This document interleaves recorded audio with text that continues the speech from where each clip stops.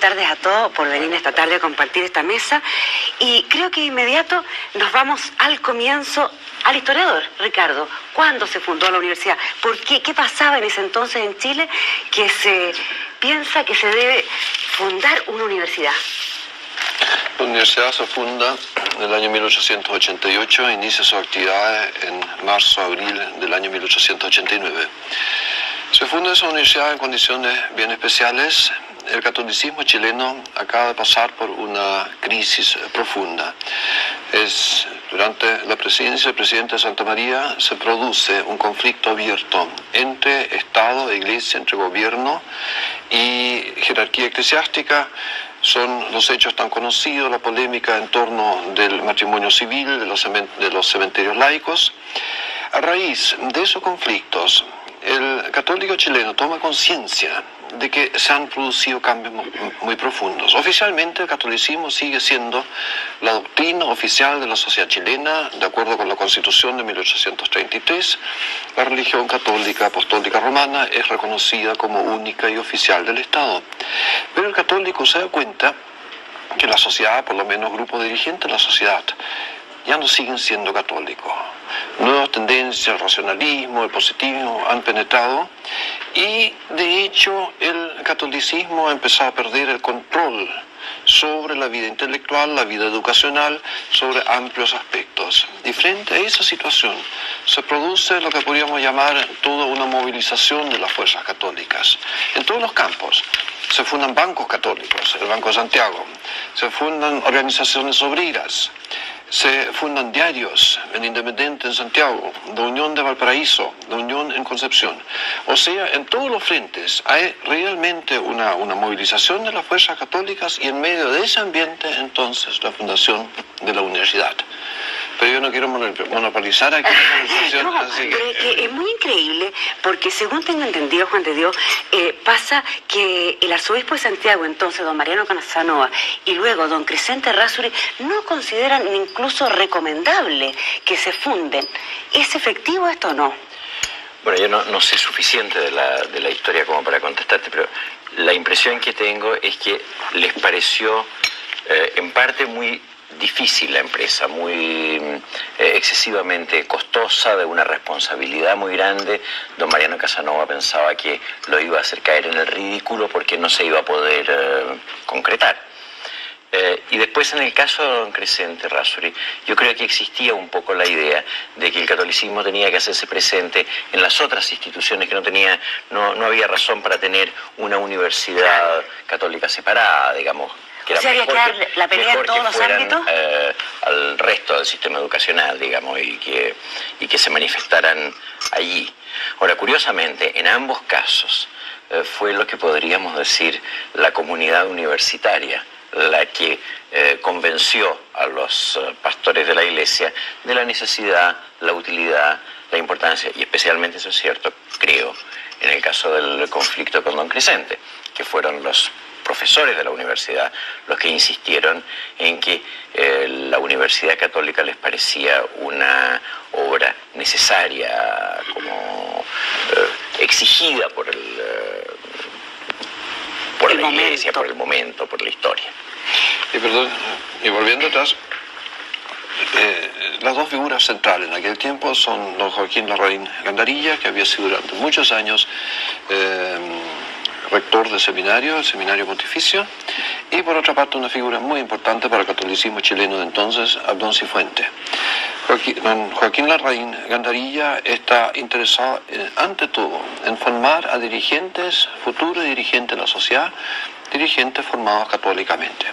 Y Abdón Cifuentes, a raíz sobre todo de una visita que había hecho a Estados Unidos, había llegado a la conclusión de que para promover el desarrollo económico y social de un país era necesario dar posibilidades de formación a personas pertenecientes a los grupos sociales ascendentes.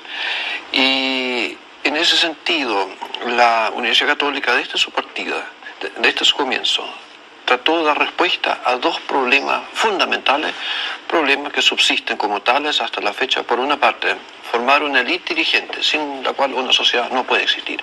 Y por otra parte, dar formación, dar oportunidad de formación a todos los miembros de la sociedad. Y en eso, sí. Pero también la universidad surge un poco como un movimiento a nivel de la iglesia en general. ¿Es eso cierto? Porque me ha tocado leer algunos documentos sobre el Papa León XII, creo. León XIII, en que hace referencia a la necesidad de que la universidad se proyecte hacia la sociedad y que esto lo hagan universidades que sean católicas. Eso para ponerlo ahora un poco en el contexto histórico general, efectivamente a mediados del siglo pasado se produce una crisis profunda, muy profunda en las relaciones entre iglesia y sociedad, entre iglesia, cultura, fe y ciencia. En el año 1864, el entonces Papa Pío IX publica una encíclica muy importante, Quanta Cura, que lleva como anexo el Syllabus, que es una lista de errores que condena la Iglesia en aquel momento. ¿Y cuáles son los errores? Las distintas formas de socialismo, el liberalismo, todos los ismos de la época. Pero son los ismos que en aquel tiempo de alguna manera están determinando el curso de la historia. De modo que ese documento, de una manera muy, muy patética, ilustra el conflicto entre Iglesia y sociedad moderna. Y la primera reacción, representada, encabezada por Pío IX, es lo que podríamos llamar una reacción negativa, es la condenación. Y bajo León XIII se inicia un proceso que se prolonga hasta la fecha, que la Iglesia, si bien ciertamente sigue condenando ciertas tendencias de la sociedad contemporánea que son abiertamente contrarias a la Iglesia y a la religión en general, pero al mismo tiempo la Iglesia a partir de León XIII trata de encontrar soluciones, trata de proponer soluciones nuevas. Y en ese movimiento se inserta entonces la fundación de universidades católicas en Europa, la Universidad de Lovaina, que es uno de los centros justamente de la renovación del catolicismo, y por otra parte en nuestro país y en otros países latinoamericanos la fundación de universidades católicas para hacer un aporte positivo de esta manera a la solución de grandes problemas de la sociedad actual. Curiosamente, Juan de Dios, cuando uno escucha hablar esto, uno de los puntos más difíciles de conciliar para la Iglesia era ciencia, investigación. Tú que vienes del mundo científico, ¿es efectivo esto que incorporar los nuevos avances científicos era muy difícil para entonces? Mira, yo creo que hay todo un aspecto de la polémica que ha sido básicamente superado, como el de los contenidos de la fe contra los contenidos de la ciencia. Se comprende que se trata de planos diferentes y que normalmente no debe producirse en ellos dificultad. Pero hay un problema que es la ciencia que se está haciendo, el sentido de la ciencia, el sentido del trabajo del hombre de ciencia, el sentido de su misión en el mundo, que sí es muy diferente. Se puede hacer ciencia para la muerte, se puede hacer ciencia para la vida, se puede hacer ciencia para el bien, se puede hacer ciencia para el mal. Se puede transformar a la ciencia en un ídolo y a sus métodos en un sistema universal para cualquier cosa, o se puede tenerlo dentro de un adecuado equilibrio de todos los valores. Ahora, la Iglesia ha pensado, yo creo, al establecer y mantener universidades católicas, en parte en eso, que había que dar lo que en alguna parte, en algún documento pontificio, en algún documento eclesiástico se llama una presencia pública y estable del pensamiento cristiano. O sea,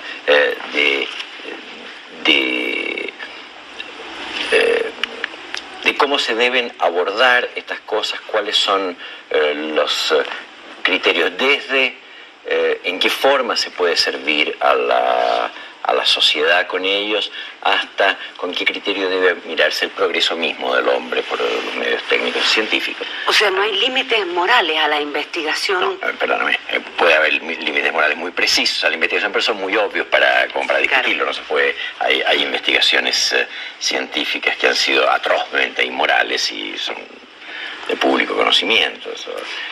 Pero Y ahí quiero que Pato me haga un recuerdo, porque sé que esto lo sabe.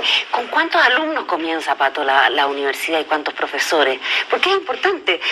La gente no se da cuenta. Y eso es una cosa, yo tengo niños universitarios también.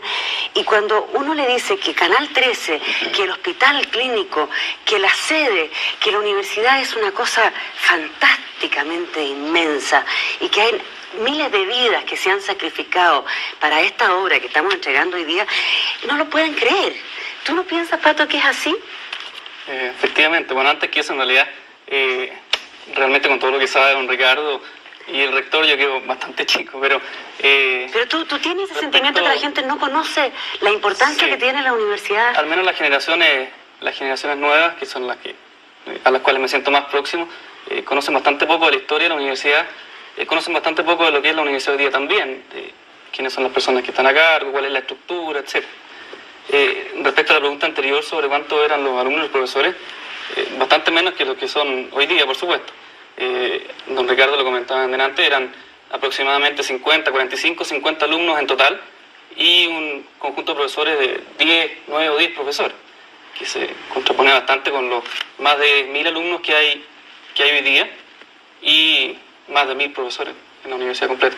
Y más de 10.000 solamente en Santiago. Sin considerar la sede, Claro.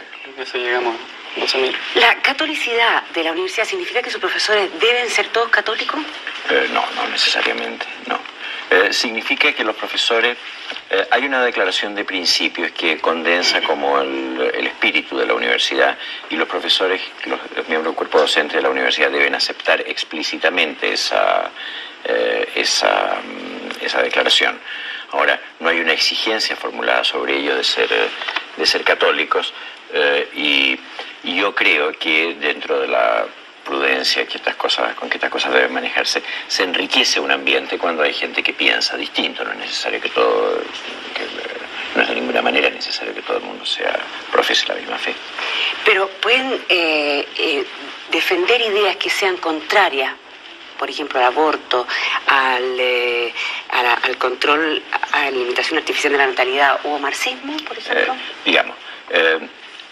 Enfáticamente tengo que decir, no se puede en la Universidad Católica enseñar, defender, propugnar ideas, doctrinas, prácticas como las que mencionas tú, el aborto o los métodos artificiales de control de la natalidad. En eso la Iglesia, la universidad como institución de Iglesia está sometida al magisterio de la Iglesia. Ahora, es obvio que en cualquier institución de enseñanza superior hay que enseñar y discutir todas las doctrinas y todas las posibilidades. Es obvio que hay que enseñar lo que es el marxismo, lo que son las distintas corrientes del marxismo. Eso no hay cuestión. Como también sería razonable, no habría ni siquiera que decir que es necesario que un médico conozca todas estas cosas, estos otros temas de que tratábamos, lo que sí expresamente la universidad tiene que mantener y mantiene la doctrina de la Iglesia respecto de la práctica de ella. Ahora,